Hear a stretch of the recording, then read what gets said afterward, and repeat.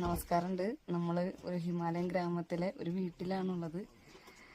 ഞാനൊരു വീട് കാണിച്ചു തരാം. ബാക്കിൽ കാണുന്നുണ്ടോ? ഞാൻ ചേട്ടൻ കടന്നു വരുന്നുണ്ട്. ഞാനത് ബാക്കാണ് തിരിച്ചിട്ട് ഞാൻ കാണിച്ചു തരാം. ഇത് കണ്ട നമ്മൾ നേരത്തെ ഒരു മണ്ണ് വീട് കണ്ടില്ലേ? ആ വീടിന്റെ ഇതാണ്. ഇവിടെ ഒരു വാപ്പയുണ്ട്. ഇതാണ് അവരുടെ അടുക്കള.